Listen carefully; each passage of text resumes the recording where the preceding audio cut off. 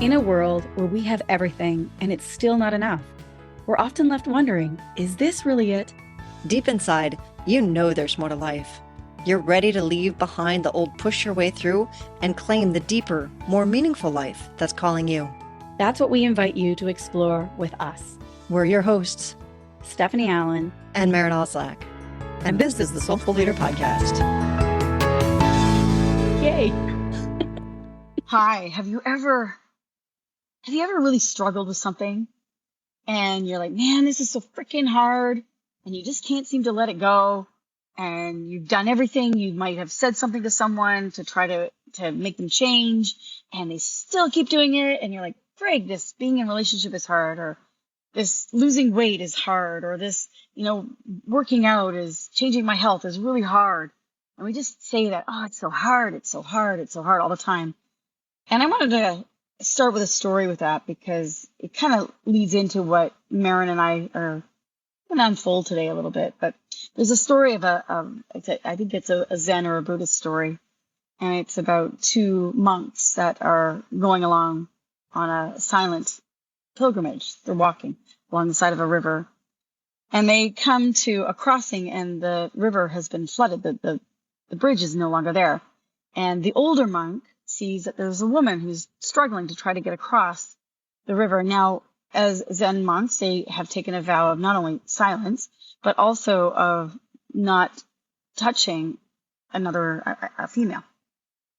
But this monk sees that this woman is really struggling, and he picks her up and he carries her across the river and sets her down. And she no more says thank you or what kindness. She's just like totally self-righteous and indignant about the whole thing.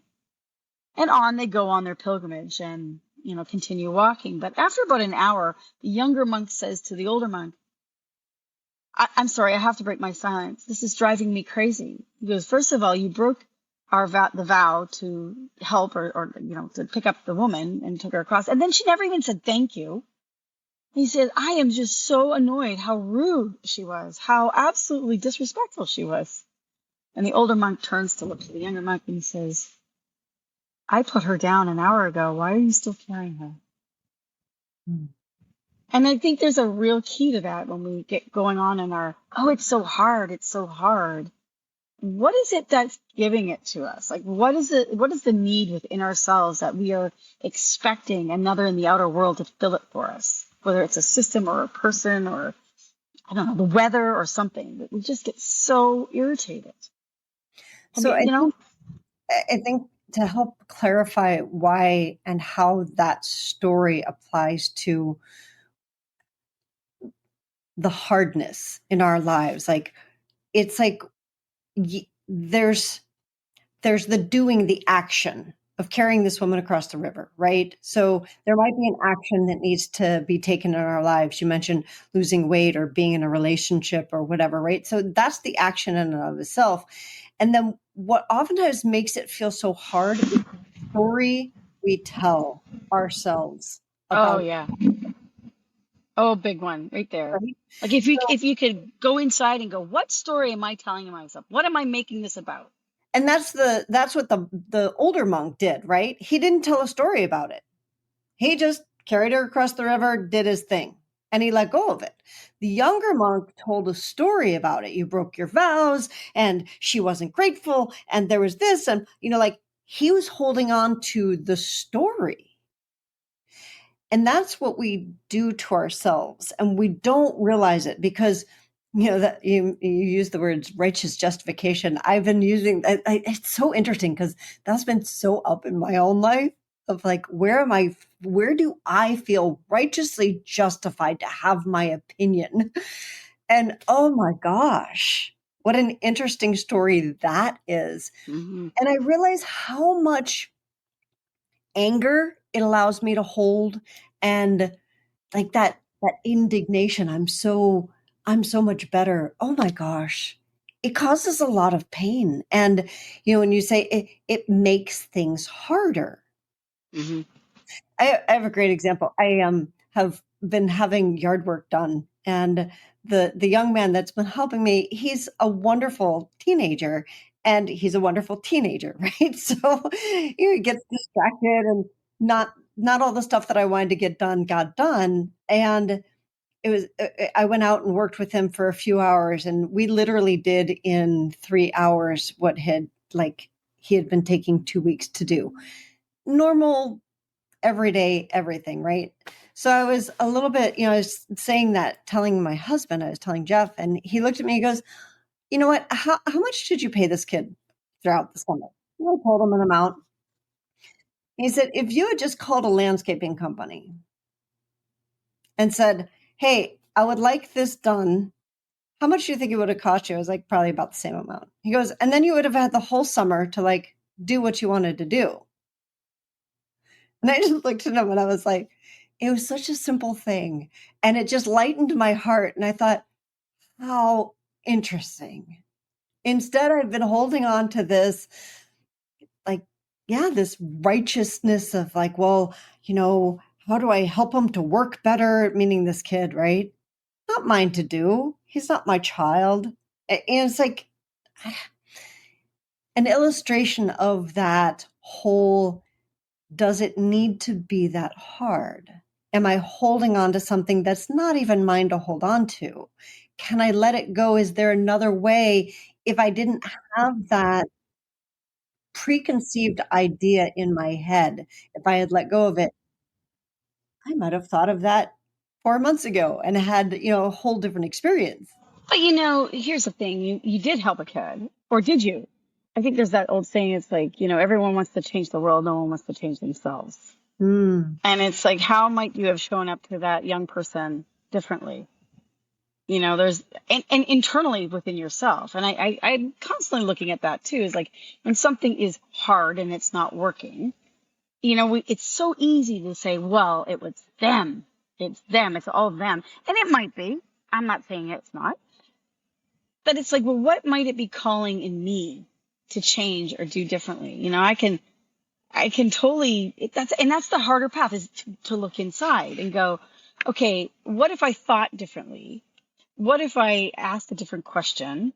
I think you and I talked about this the other day. It's that young person had you said, hey, look, what do you see needs to be done? What are you looking here in my yard that I probably need to have done? And he may not have even said, well, nothing, it looks fine. And then that could be an opportunity to say, well, let me share with something. Here's where my end goal is. This is what I'm working towards. And I think that's really helpful, is to tell someone, hey, this is where I'm looking towards. Because sometimes people think, well, why are you doing it? We've lost our why. Why are you married? Why are you losing weight? Why do you want to get in good shape or have health? Or why do you want to have a new business at your age? Or, you've just had a career. Why do you want to start a new business now? I don't think we ask enough questions to say, well, why? And what does that mean to you? And what stories are you telling yourself about? Because it's those internal freaking stories that make it hard. I think that's, when we say pick your hard, it's what are you telling yourself? Who would you be without that story? Byron Katie does some great work. I really love her stuff, called The Work. I think it's thework.com. Check it out, because she really has a great way of looking internally to ask yourself, is that true? What's really got me agitated? And is it true? And how do I know that it's true? And then to be able to actually work with it and actually turn it around. Meaning, maybe it's a way that you're approaching it, or maybe it's actually you're creating the hardness. It's not hard at all. It's food for thought. I completely agree with you, and I do love Byron Katie's work. And one of the things you mentioned is pick your hard. So I want to go deeper into pick your hard, because it's somebody listening is like, what? Pick my hard. I'm going to give an example. Say you have a conflict with a coworker or a spouse or a child or whomever, right? And you get agitated with that person. They're not picking their clothes up, say at home, or, at work. They're just you've asked them 3 times for that proposal and they're just not getting it done.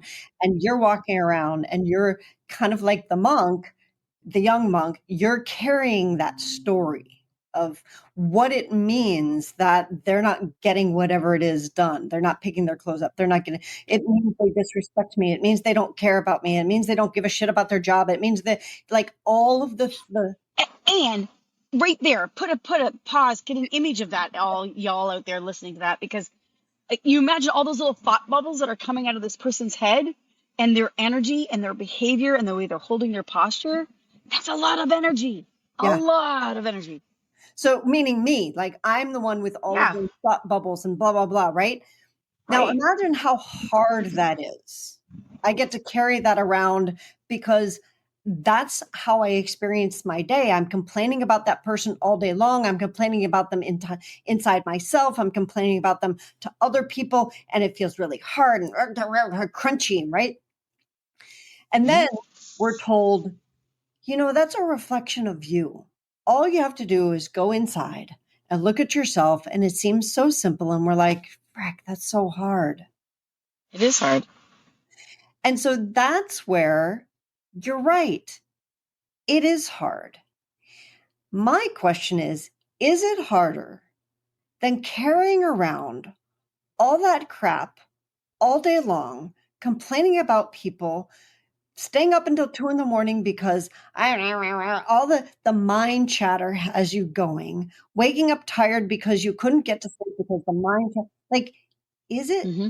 Your digestion is completely dysfunctional because so now you're not able to digest those thoughts as well as digest your food. And so we get weighted down by our job, by our relationships. And we think it's the job and the relationship or life when really it's the internal process that you're hanging on. It's actually like a burden. So when Stephanie says pick your hard, that's what she means. At least my interpretation of what you mean by that is like, it is challenging to go inside and peel the layers, to be honest with yourself and be like, oh, I'm complaining about that person because I see that side of myself and I don't like it. Yeah, it brings out the worst in me. Right? So it's much easier to complain about that person than to actually look inside. And my question is it? Because what I found for myself is that when I do the work, when I go inside and I choose the hard of going inside, the hard, quote unquote, for those who can't see me, quote unquote, hard of going inside, it's actually a lot easier. Not only on me, but on my relationships, on the people around me, on my digestion, on like all this. Yeah, you'll get life force back. Oh my God. And you'll get some insight and awareness. I think, like you say, when we pick your heart, it is hard to go inside, to stop, feel the freaking feelings, but to feel them is to heal them, and to not, I've been using this a lot, is to observe them, not absorb them, but to give yourself some space and go, look at me go. There I am. I'm just a completely hot mess over whatever it is. Or I'm like, I'm upset, I'm sad, I'm angry, I'm afraid, whatever it might be. And you're like, wow, what am I believing? What am I believing right now? And what is that doing for me? And I'm not saying to ignore it. Hell no. In fact, actually, I'm saying the opposite. I'm actually going inside and working with yourself with love, compassion, and kindness. Not with fierceness, not with harshness, but to actually just give yourself some space to look within and find that. Because it's coming up because it wants healing. It wants transformation. And of course, we think intellectually, we go, well, I want transformation with him or with her or with the system or with this. And it's like, no, it's actually coming up so that you can transform it, so that you actually will live in a different world. What you mean is you want, like when you say, I want transformation with him, with her, with the system, whatever, you mean you want change. People to change, right? You got it. I want the system to change. Control. And I don't want to change. Why should I have to be the one that always changes? I'm always the one that changes. Blah, blah, blah, blah. I mean, that's myself talking right there. My deeper irritated self that says, why is it always me? And the answer, one of my teachers would always say is, well, why not you? Like, if you spot it, you got it. That old saying, you put one finger forward, there's 3 pointing back at you. It's like the trigger. It's like you spot it, you got it. It's like, well, how do I work with it if I spot it? In a way that's loving and kind within myself, and so that I can I can rise above it would be another way of transforming it. I can rise above it.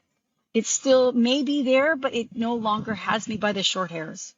It's no longer pulling me. So the interesting thing is that when you say, control, the control thing, the interesting thing is that we are so busy trying to control all the stuff out there. And we can't control any of that.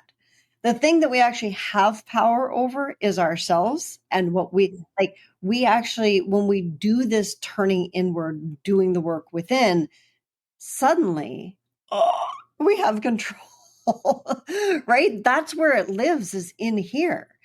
And like when you said, why not me? Yeah, because me is where all of the change can happen. And it's amazing. And, for years I would hear people, great beings, talk about transformation. When you transform yourself, the world changes. And I really didn't understand that until it started happening to me, and realizing that, like, literally, when I change myself, the things outside all around me change, and ideas flow, and I have more energy, and all of the stuff. And so I think that as we're looking at it, we can hold and suspend judgment for just a moment. Like, that's, I think, the first step when I look at this whole process of, okay, if we were going to break it down and be like, okay, here's your answer.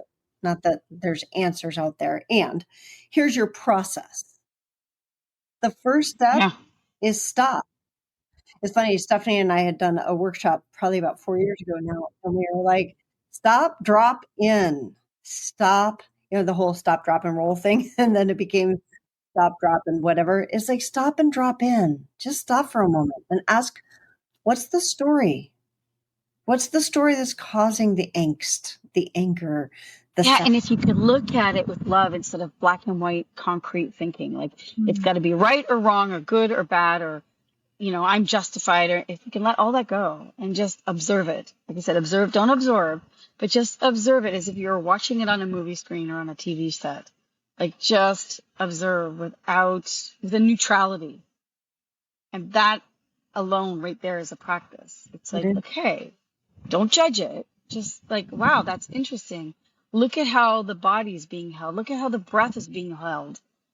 Look at all those thought bubbles that are flying around there, or that person's not even listening to each other. It's like, well, what if this was an opportunity for growth and love and connection?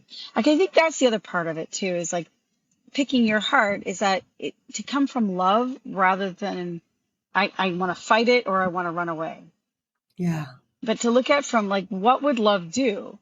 How would a loving presence be present to myself first? Like and I'm not saying, you got to stay in a really dangerous situation. I'm not saying that, but it's like most of the times it's just irritating. It's not dangerous. It's just irritating. And when it's irritating, to say, well, what would love do in this moment? Would it say anything? Would it just, and if it's not about me, maybe it is about this other person that's having a meltdown in front of me. It's like, what would love do? It's like, I would listen. I would be kind to myself and to them. And I would tell myself I'm safe and go and rest within that safe spot within me. Because there is a safe spot within all of us. If you can like relax the shoulders, what's my body doing right now? Like take care of yourself in that moment without having to react or defend. And I think the most interesting thing for me is that safe spot is, I'm going to use the word never. Maybe it's occasionally, and hardly ever in our heads. Oh, most definitely. It's in our hearts. And we're so defensive about our hearts that we close it up and we go up into our heads. And that actually causes a lot more problems, because our hearts are always where the solutions are. Where love is where the solution is. And so when we say stop and drop in, it's literally dropping out of all of the mental gymnastics that are going on in our heads and dropping into our hearts and into our souls, into a deeper part of ourselves, out of. And almost always, when you are dropped into your heart, that's the place of where you fall in love. And whether you're in love with a person, whether you're in love with a project, whether you're in love with something that is beautiful to you, you become very curious. You're like, wow, look at that. I wonder what that. So to me, like when I say, what would love do? Well, it would be curious. It would say, wow, I wonder what got them so upset. I wonder what's going on in their life. Or I wonder, that's interesting. Or even curious with myself. I wonder if I could just stay relaxed and loving, how this might completely change. I mean, this is, again, another one of Byron Kaye's. It says, when someone's yelling at you or screaming or accusing you of all this stuff, one of the best comebacks I've ever heard was like, you just say to them, and you have to say it from curiosity and love, you might be right. Like, I'm so sorry that you're feeling this way, and you might be right. I'll look at that. You're not defending it. You're not even telling them that they are 100% right. They might be right. That's not 100%.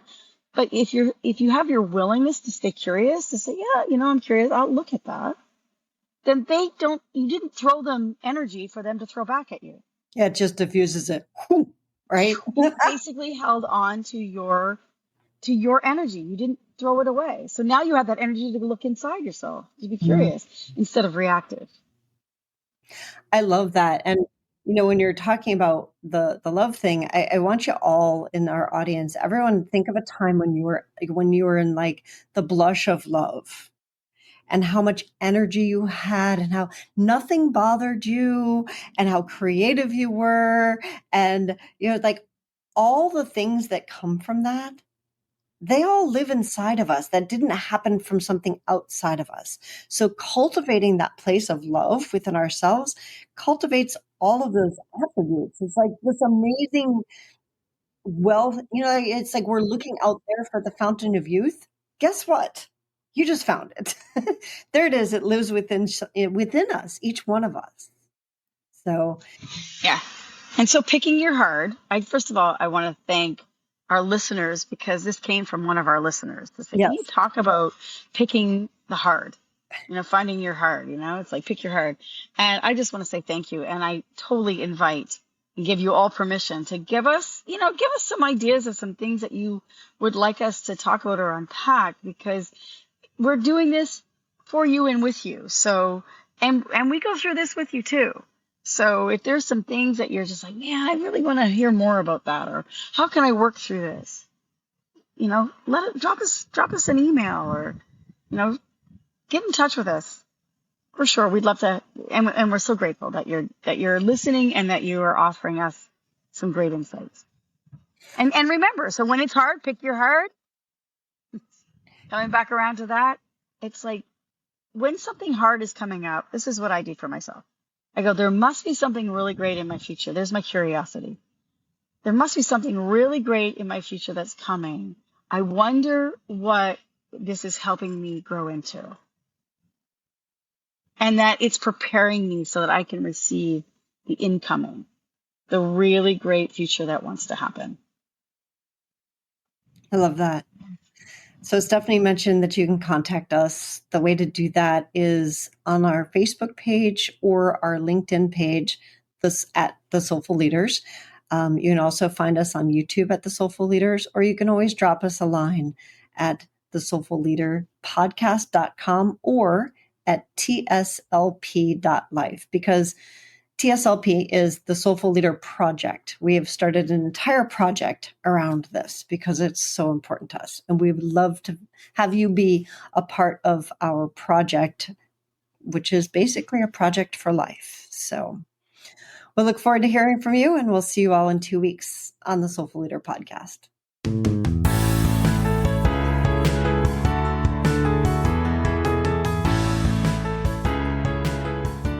And that wraps up another episode of the Soulful Leader Podcast with your hosts, Stephanie Allen and Maren Oslack. Thank you for listening. If you'd like to dive deeper, head over to our website at thesoulfulleaderpodcast.com. Until next time.